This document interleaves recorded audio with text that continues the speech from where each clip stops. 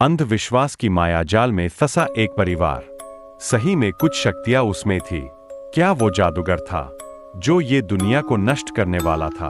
ये एक ऐसे काला जादू की बात है जिसने पूरे परिवार को बर्बाद कर दिया था और भी न जाने कितने परिवार की जिंदगी लेना बाकी था। भारत एक इस देश है जहां पे आप भरोसा करें या न करें, लेकिन लोग आपको उसके सकंजे में लेके ही जाते हैं। यहाँ पे किसी की भी कभी भी ना कभी अंधविश्वास के कारण बलि चढ़ जाती है, और इस बात का शिकार बना है मध्य प्रदेश के रहने वाले बृजलाल चोपड़ा। उसका बीमार पुत्र ठीक होता ही नहीं था और परिवार वालों को ऐसा लगता था कि उनके बेटे के ऊपर कोई काली शक्तियां घूम रही है। वो लोग उनके बेटे को पास में रखते हुए एक कबीला के पास लेके गए जहां पे काले जादू से कुछ भी कर सकते हैं, लेकिन वहां पे जो बना हो सुनकर आपके हौंस उड़ जाएंगे।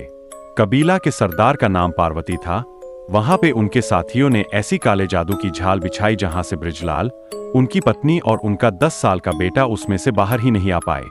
बृजलाल अभी तो अपने पुत्र को लेके कबीला में पहुंचे ही थी कि वहां पे हाजिर सभी ने बृजलाल को जादूगर कह के उसको घेर लिया। उनका कहना यह था कि बृजलाल एक बहुत बड़ा जादूगर है और उसका मृत्यु ये संसार के लिए बहुत ही आवश्यक है।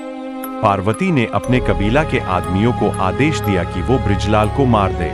वो लोग ने बृजलाल को घेर लिया और उनके आसपास नृत्य करने लगे।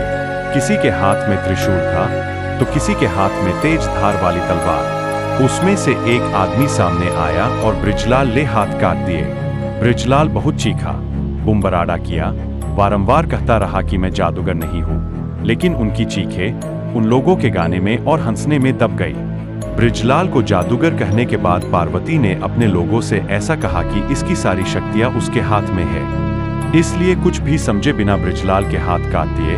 उसके बाद बृजलाल कभी भी किसी के पर हावी न हो, उसकी सारी शक्तियां भस्म हो जाए, इसलिए वो दुष्टों ने बृजलाल को जिंदा जला दिया और देखते ही देखते बृजलाल का शरीर राख में मिल गया।